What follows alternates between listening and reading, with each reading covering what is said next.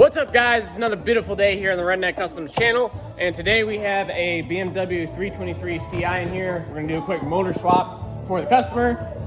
So very quick, the story on this motor, it has a leaking head gasket, 120 pounds of compression on this cylinder, 30 on everything else, but the back one's got 90 pounds. So obvious bad head gasket is overheating, all that good stuff. So we're gonna pop the original motor out of it, and we are going to put this junkyard motor in it. So obviously we got to swap some parts, the wiring harness is cut, all that stuff. Got a new clutch for it, water pump remains, a couple of goodies there for it. So let's get right into it. First thing, obviously, disconnect your battery. Battery on these cars is in the trunk here. I don't have it open right now, but it's right here in the back right side, straightforward 10mm nut. Pop that off and make sure your battery's disconnected. Next thing we're gonna do, we're gonna raise the car up in the air, and we're gonna start on everything underneath it. So exhaust, skid plates, all that good stuff, and we'll get everything taken care of underneath the car, and then we'll come back up top here. So let me get this thing raised up, and then I'll be right back. All right, got the car up in the air, so now we're gonna start on these skid plates right here. It's gonna be two of them, one there, one here. The one in the back here is gonna have four 13mm bolts, just like this. Pop them out. The one in the front, same thing, four 13mm bolts, two there, two there. And it's also gonna have two 13mm nuts holding the rubber exhaust supports on right there.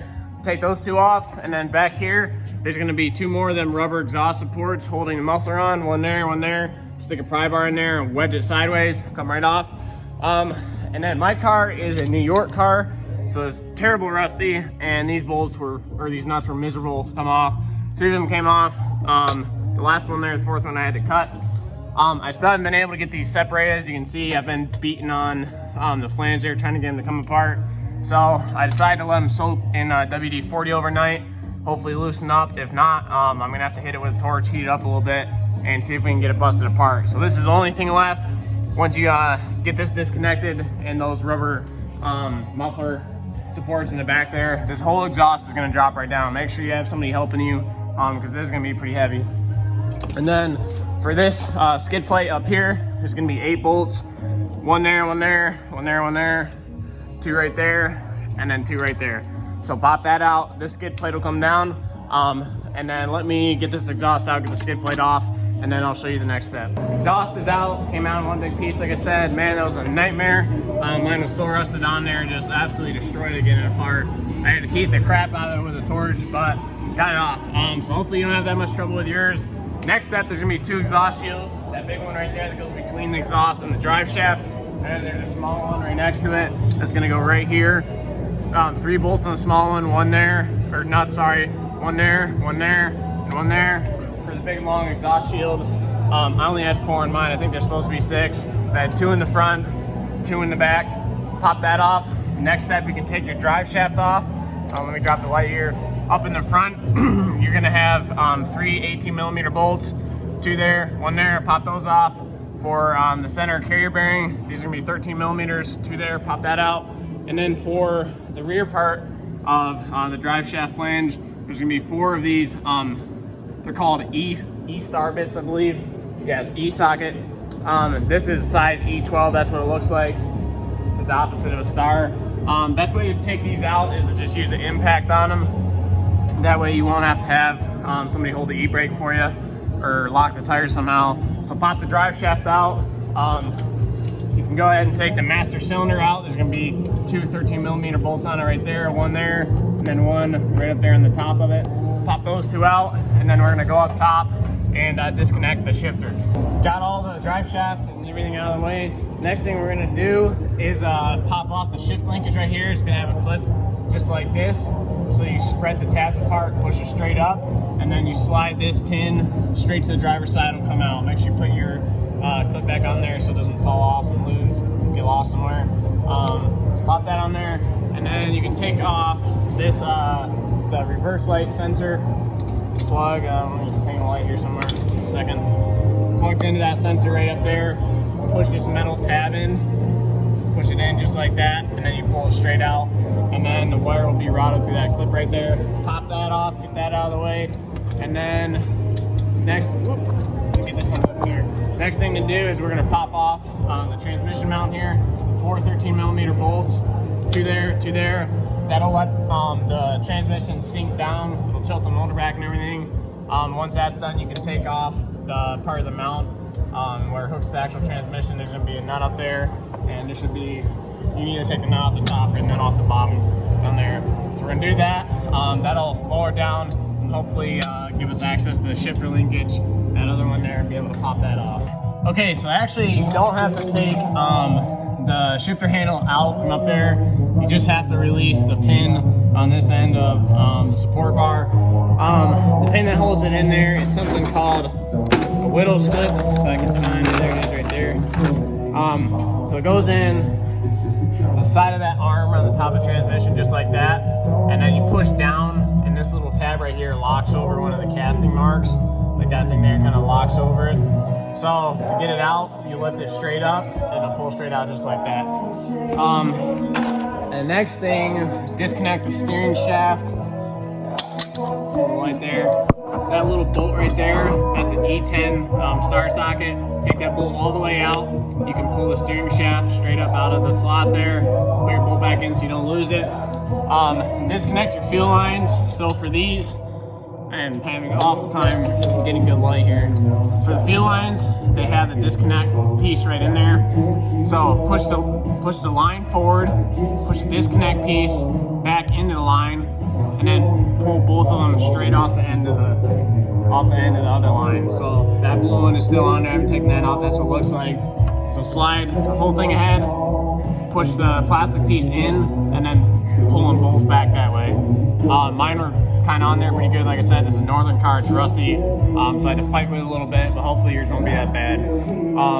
That's going to be probably all we're going to do underneath here for now, and then we're going to go up top and start tearing stuff apart up there. Alright guys, back up to the top of the car here. First thing I gotta say, this thing was missing some parts when it came to me. The radiator fan was gone, this top shroud was gone, the top radiator hose was gone, and so a couple other things. So I'm not going to show you how to do that since I don't have them.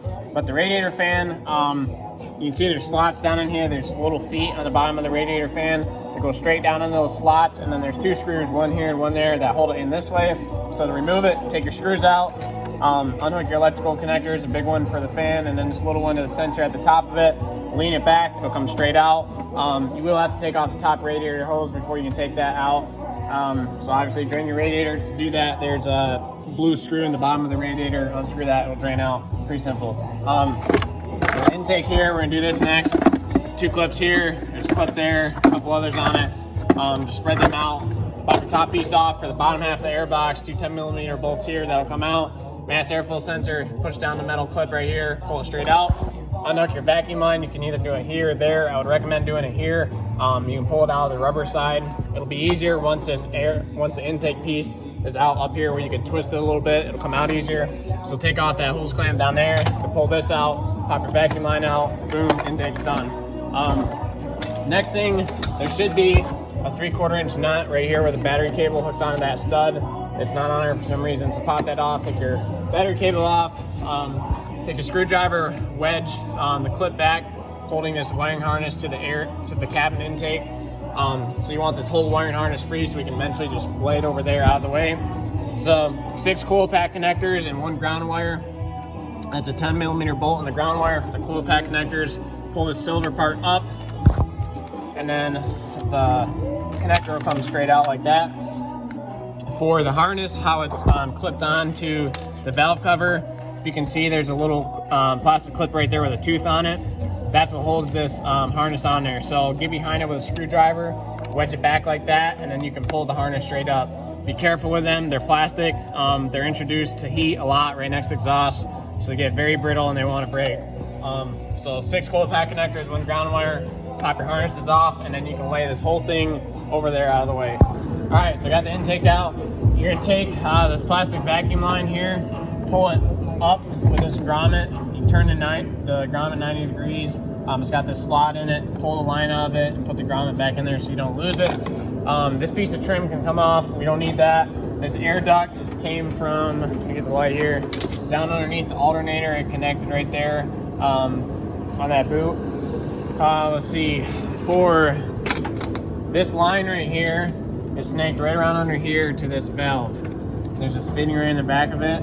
I tried disconnecting it here, it didn't want to go. If you can get it to come apart right there, Good for you. Just squeeze the tabs and pull it out. So I'm going to leave that right there. I don't think you have to do anything else with that. We're going to come up here to the cabin air filter. You got 3 of these little push pins. Push them down, turn them 90 degrees, and they'll pull straight out. Pop that off. Take your cabin air filter out, which has probably never been changed. And anyone that's been riding in this car probably has emphysema by now. There's going to be 4 Torx bolts down here. These are T30s. Pop those 4 out. This whole thing will come out. Take off any of these trim pieces that you have to.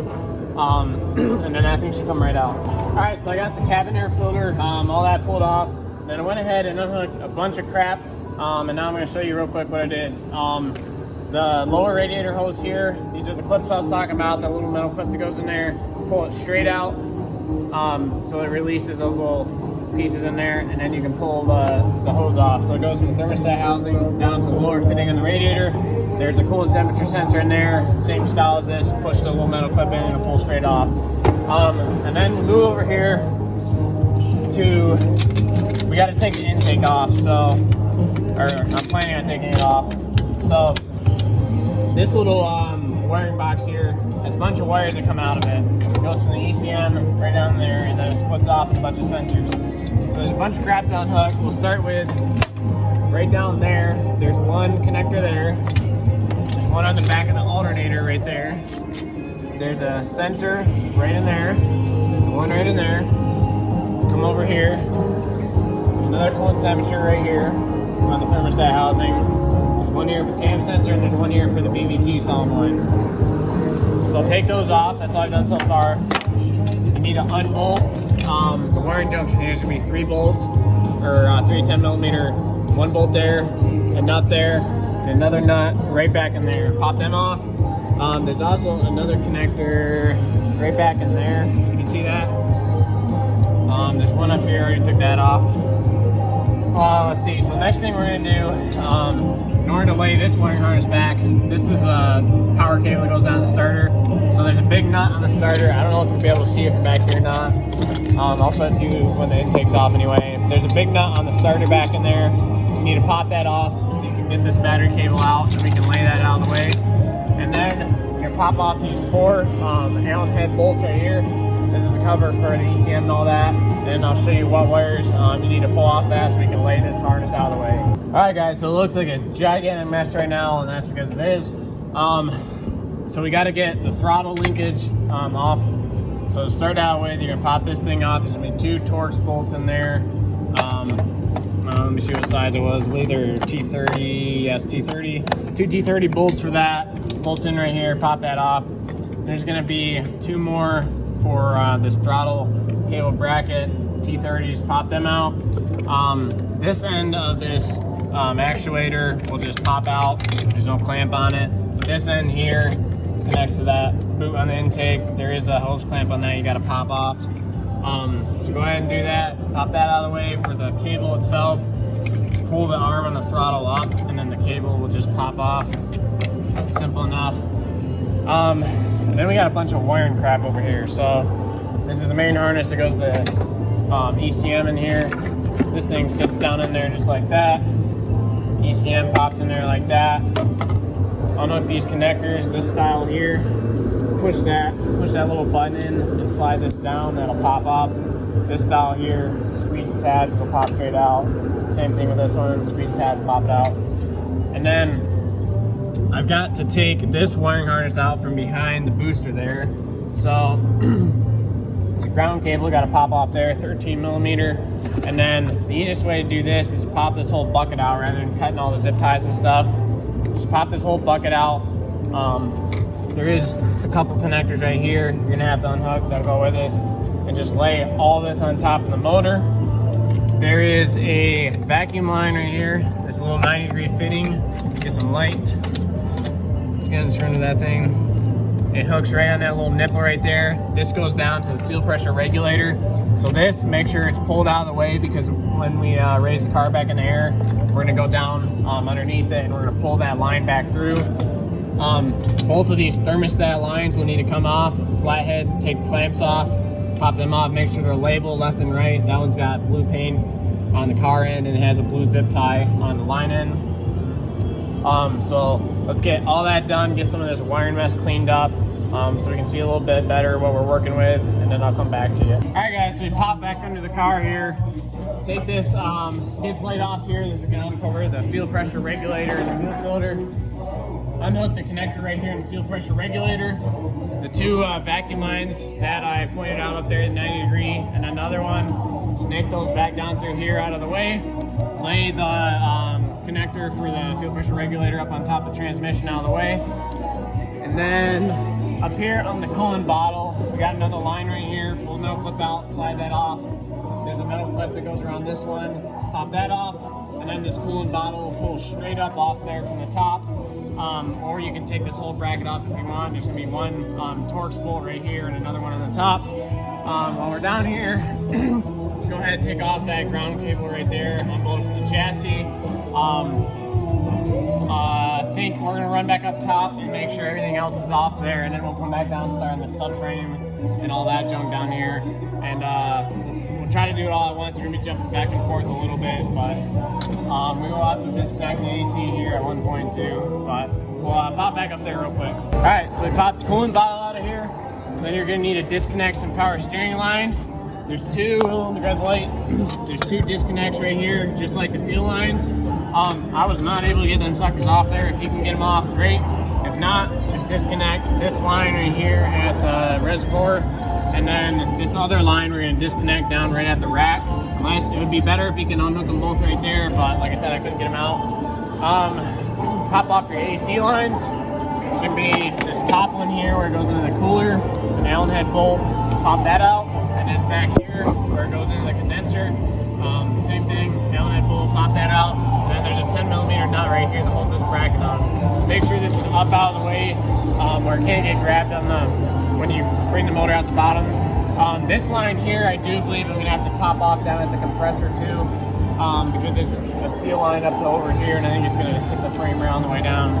Also, disconnect this rubber hose right there, and that should be everything up here. So now I'm gonna, I believe that's everything that needs to be disconnected from this side. So now I'm gonna raise the car up. I'm gonna take the tires off. We're gonna take the brakes off, the brake calipers, and we're gonna tie them up to the body. And then we can start disconnecting the subframe and all that. We will have to come back up here and disconnect these three bolts on the top of the strut. Those will have to come out, but we're gonna do that probably last. So right now, let's raise this thing up, pop the tires off, and get the brakes off. All right, tires off. So pop your caliper off, two bolts, one there, pop that off. You're gonna have to disconnect your ABS sensor wire and also push the brake line grommet out of there. So the ABS sensor grommet, there's one there and one there. And then this cover right here, you're gonna open that just like that and pull this big long tube thing out of there and disconnect the wire out of that. So I'll show you this side over here that's done already. This is what you want everything to look like. Make sure your caliper's tied up out of the way.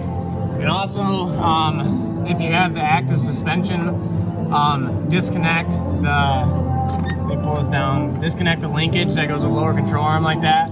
Because when you unbolt this strut tower and you set this thing down, it'll either drop way down with nothing supporting it, or when you put your cart under it, it'll let the subframe and the motor down, this will go way up, and it'll either break that control arm or it'll screw the sensor all up because it'll travel farther than it's supposed to. So make sure you disconnect that, and then you open this thing. This is the other end of the sensor, so you just squeeze that tab and then pull it out.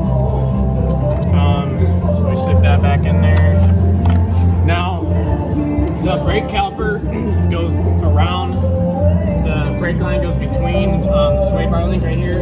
It's really, really tight and hard to get the caliper out to that side where it's free. Because if you leave it in between there, it's going to get caught on the shock on the way down. So you've got to transfer everything from this side over to that side so it's out of the way. The best way to do that is turn the wheel all the way to the right, and you can have just enough room between there to squeeze the caliper through. You got to make sure you take the bracket off the other end though.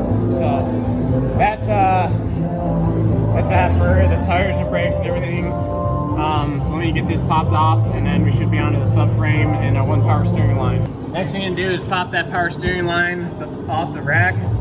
It's the bottom line right there.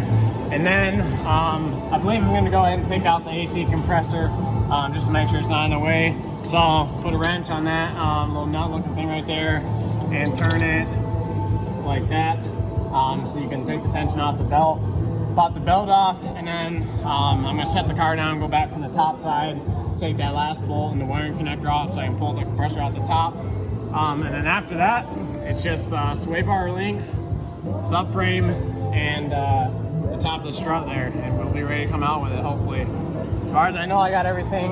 I don't think I forgot any wires or anything, but I guess we'll find out here in a couple minutes. All right, guys, here it is. So we got sway bar out, 2 bolts there.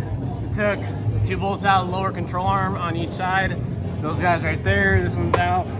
So the only thing left is there's 4 bolts in the subframe. One right there, one right there.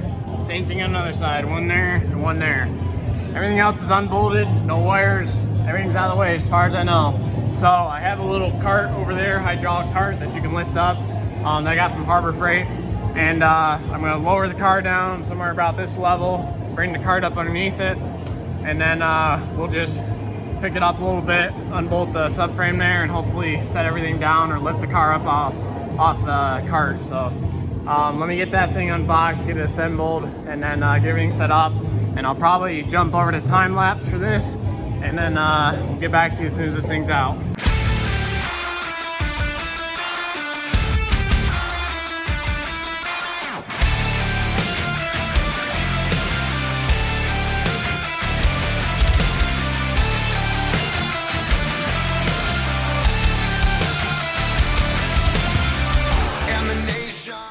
Alright guys, so as you just saw, the motor is out of the car, and right now, the time that I'm editing this video, it is actually already back in the car and running fine, and I just sent it back to the customer about a week ago.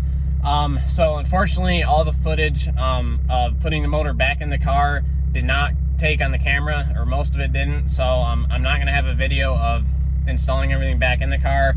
It's just going to be exact reversal of taking it out, just put everything back together. Before you start it, all you gotta do is just cycle the key 3 times, turn it on for 20 seconds, don't start it, just turn it on.